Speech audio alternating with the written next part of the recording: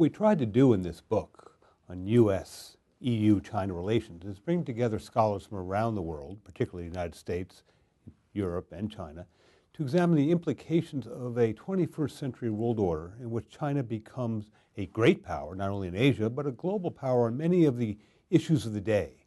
And in this new context, what does it mean for Europe? What role do they play in this new world order? Is there room for cooperation between Europe and the United States regarding China, or China and Europe regarding the United States? And what are the issues that we all need to collaborate on, and what is the significance of each region and each country to focus on, resolve, and collaborate on emerging issues? So right now, the issue, of course, is does Europe have a role to play with the rise of China and the 21st century world order? And this is a very important question because, of course, we look at China, when Americans look at China, we look at China and its rise in Asia, implications for Japan, implications for Korea, what is the Chinese Navy doing? Whereas the Europeans look at China, they have to look all across Central Asia, South Asia. And by the time they get to China and the Western Pacific, it's a very different China than the one the United States sees. We see a security problem. The Europeans, for them, the security problem might be Russia, might be Central Europe, it might be the Middle East. But if you're sitting in Europe, China's a long way off. And so as the first step, the United States and China look at China, United States and Europe look at China very differently from a strategic perspective. Having said that, of course, there are many issues on the agenda in which the United States, China, and Europe have common interests and mutual influence. Could be the environment, could be global economic issues. So again, what we tried to do in this book is look at the role that each region can play on the broad agenda of global issues and regional issues in the context of a rising China and shifting roles in the international system. The United States focuses on China as primarily a security problem. We see the growth of China, and for the United States, that means military power. We talk about cyber, we talk about space, we talk about the Chinese Navy, the implications for America's security in East Asia. And what does it mean for the United States if we're going to remain an East Asian great power? What do we need to do to respond to the rise of China? For the Europeans, they look at China as primarily an economic problem. Now, this cuts both ways. For the European countries, China is a primary market for their exports, and so they benefit immensely from the rise of China. But also they worry about cheap Chinese exports going to Europe, undermining their industries. America worries about that as well, but foremost to us is security, foremost to Europe is going to be economics. So we have very different perspectives, and this will make it inevitably difficult to cooperate because we have different priorities. Now, even for Europe, we tend to say, what is Europe doing? But of course, there still is not such a thing as Europe. There are still many countries. And in that respect, it's difficult for Europe to cooperate as well. So we see Germany and France and Britain literally tripping over each other to gain advantage over each other in terms of getting investments in China. And that doesn't help unity, that doesn't help cooperation. On the other hand, we see them responding to Chinese exports in a non-unified way because they don't want to undermine their bilateral relationship that can promote their exports and their investment. So we see Europe, the United States, very different perspectives, and we see these two countries focusing on different issues, and this also makes it difficult for us to cooperate on the respective issues we care about. The United States cannot expect European cooperation on security issues, and Europe is not very helpful for the United States on economic issues. When the United States and Europe look at China, we almost never discuss ideology. Communism as an economic system, as a political system, is dead in China. In this respect, China is no different than any developing world, third world, single-party authoritarian state. This is a very nasty government. This is a government that allows minimal human rights and gets worse every day. But the ideological content of their policies are almost irrelevant. I recall something perhaps 15 years ago, 20 years ago, a discussion in the Chinese Politburo, and a cassette tape was distributed around China of a Politburo member who asked, what would Marx and Lenin say about this issue? And he was nearly laughed out of the room. So when we approach China, if we have an ideological issue with China, it's not because they're communist. It's because they're a single-party authoritarian state that seems to challenge the human rights and democratic liberties of their people. And of course, this creates a political problem for us to deal with China because we care about values and our people care about these values. And so that creates domestic politics in our respective countries as we develop policies toward China. But when we think about China as an economy, as an export country, as a security problem, it's not a communist country. In many respects, it's a capitalist country because it's doing so well in its economy because of a free market system in China. Indeed, in some respects, China may be more capitalist than the United States because it's unregulated. And it's these very lack of regulations that makes China so competitive in the international world in their exports. So if you look at our economic debates about China, it's not whether they're communist or not, it's we're dealing with labor rights, environmental issues, all of which make for an unregulated Chinese economy that make for inexpensive exports that hurt American industries. It's difficult for the United States and Europe to ignore human rights issues when we deal with China. First, our people care. And if our people care, then our leaders will care because they want to be reelected. And that's in every European country, and it's in the United States. So therefore, it's part of our diplomacy. The challenge for the United States and for Europe is to develop a policy, a multifaceted policy, that allows us to achieve a number of agendas simultaneously. So that, yes, we need to have a human rights agenda, but we wouldn't want to have our human rights policy undermine the security of Taiwan. We wouldn't want to have our human rights diplomacy undermine our ability to reach Chinese compromises on trade relations. There are many claims on American policy, many claims on European policy, of which human rights is one of them. The challenge for any administration is to achieve a balance in policies so that we don't undermine one set of issues for another. In that respect, human rights is part of our policy, but it's also going to be one policy among many. Taiwan faces a very difficult situation. It's a small island, population 23 million people, 90 miles away from a great power. That great power has second largest economy in the world, growing at 8 to 10% every year, with a defense budget increasing annually. Unless Taiwan finds a way to get along with China, China can find many ways to make Taiwan's situation intolerable. One interesting parallel is the relationship of Cuba to the United States. Now, Cuba made it a point of defying America.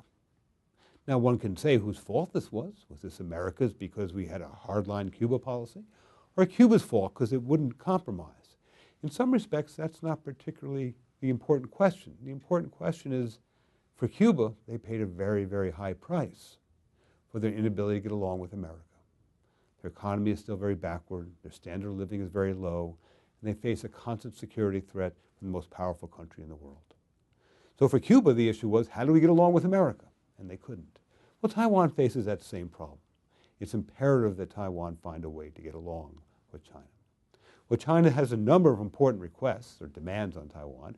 One is that Taiwan must give up the hope of independence. Now, in people's hearts, in their minds, they want to be an independent country. They want to be the Republic of Taiwan, and they deserve it. After all, they have their own very successful economy, successful democracy. But for the mainland, a Taiwan secession movement would be an act of war. And of course, that would cause immeasurable harm to Taiwan's society and economy. And in recognition of that, and in recognition of the mainland's growth, Taiwan, despite the urge and the demand for democracy and independence, has given up the active search for it, and is now accommodating itself to the status quo, where it's neither, in its mind, independent nor part of the People's Republic of China. And in that way, they have compromised. They have accommodated what is essentially the rise of China, increased Chinese power. Second, it's important to understand that when you're 90 miles from the fastest growing economy in the world, second largest economy in the world, your ability to maintain economic freedom is severely constrained. So over 50% of Taiwan's manufacturing is now on the mainland.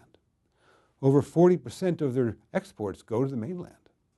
So this means the mainland has control over Taiwan's economic prosperity. Again, this puts pressure on Taiwan to find a way to accommodate important mainland interests. So they've done this. They've done this by abandoning their independence diplomacy. What they're also doing on Taiwan is giving up the hope of buying or purchasing advanced military equipment that can defend Taiwan from the mainland. Of course, that's impossible. So we see Taiwan's defense policy changing as they're going for smaller, cheaper equipment. And we see the U.S.-Taiwan relationship changing as Taiwan understands that America is less and less value to Taiwan for Taiwan's security as the mainland gets stronger. So the challenge for Taiwan over the long term is to sufficiently accommodate the mainland's most important interest so the mainland doesn't become impatient with Taiwan and demand that Taiwan accept unification on the mainland's terms. To demand that Taiwan doesn't say, or so that Taiwan does not have to say Taiwan is part of the People's Republic of China. That's possible for Taiwan, to maintain the status quo going out many decades, maintain economic prosperity, economic relations with the mainland, security, while simultaneously avoiding the one thing it would like to avoid the most, and that is saying that Taiwan is part of the People's Republic of China. The Middle East is one place in the 21st century where Europe, the United States, and China all have common security interests. Now, there are two interests here. One is oil, and one is non-proliferation. China has become a major player in the international energy markets and a major oil importer. And so it has an interest in stability and continued access to Middle East oil reserves. And that means it has an interest in maintaining peace among the Arab countries and having Arab governments that are stable.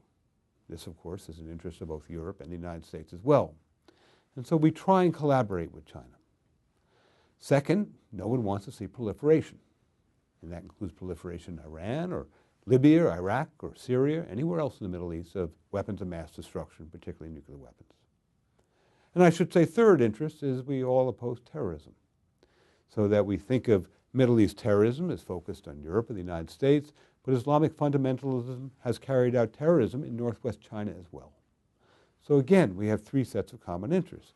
The problem we have in compromising is that for China, its fundamental interests are in East Asia.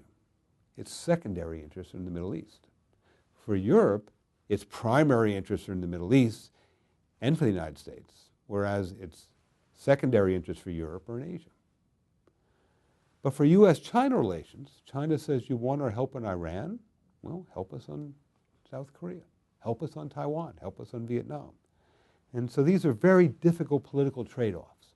So what we've seen China doing is basically playing hard to get, not committing to sanctions on Iran, not committing to dealing with terrorism abroad, but suggesting it might become more difficult to deal with and suggesting at times it can be more cooperative.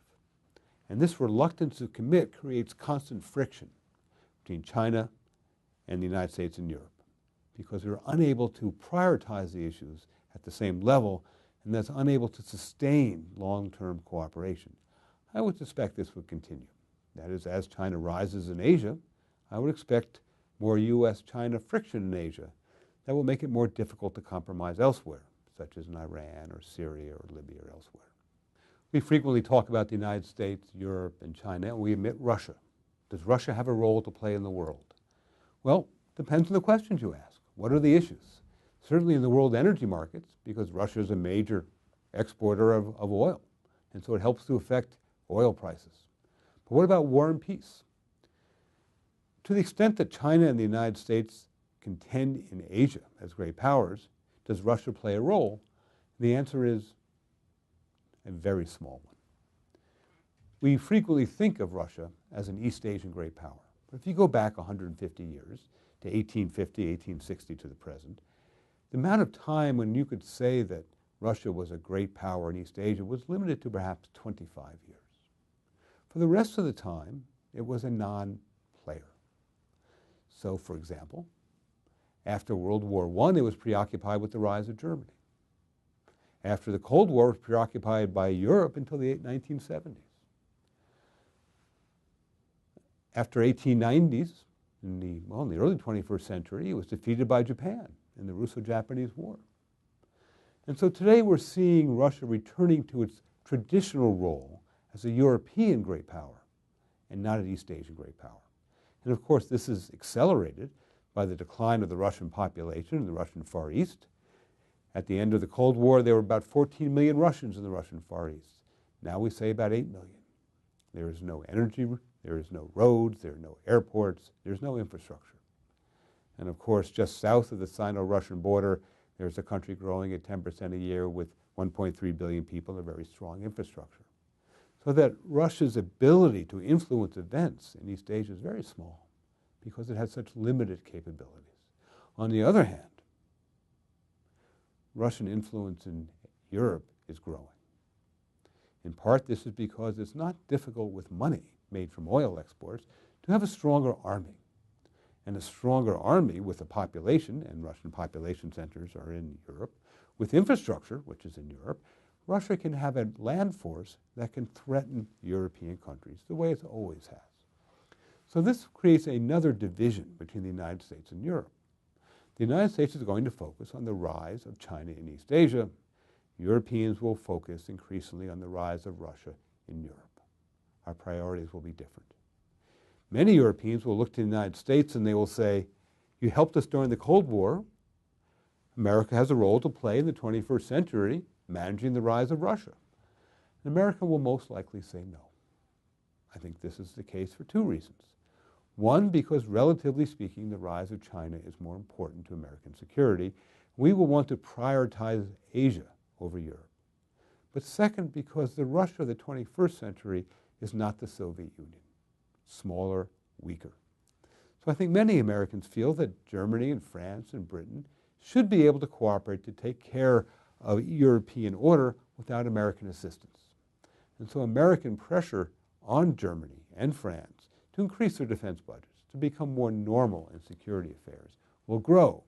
We will expect those countries to play a larger role in European security affairs. So what you'll likely see develop is, again, Western Europe will focus on European security affairs, and America will focus on East Asian security affairs. And so we're going to see, if you will, a multi-regional security system for the world, and the ability to sustain U.S.-European cooperation will be difficult. One of the interesting developments in East Asia today is the rise of Chinese nationalism. Now, nationalism is a growing issue for China because the Chinese people, in particular people who live in major cities, want the Chinese government to become more hard-line against the United States. They witnessed 30 years of economic growth, 10% a year, and a U.S. recession, a European recession, and now only slow growth. They see Europe and the United States dependent on the Chinese market for growth. And simultaneously, they see the growth of the Chinese military power. They want the Chinese government to stand up to America, compromise less, and demand more compromises. Now, this will inevitably create more tension in East Asia as China rises. But also for the Chinese government, they're simultaneously facing economic instability and social instability. Very high unemployment in China, very high inflation, combined with the internet revolution that goes back 2 or 3 years now, where people are now bypassing the state for their access to news. So the Chinese Communist Party is losing control over the news and the dissemination of information. And of course, going back 3 years now, peer-to-peer communication technologies such as Twitter and its Chinese equivalents suggest to the Chinese government that the Chinese people can now organize anti-government demonstrations without the government being aware. So we have a combination of greater social instability and heightened domestic nationalism that creates pressure on China to adopt hardline policies. Now, the interesting problem is the Chinese government is not more powerful today than it used to be. Its military is still very weak, and it has very strong domestic sources of weakness. So this is not a confident government, but a weak government pursuing a nationalist foreign policy.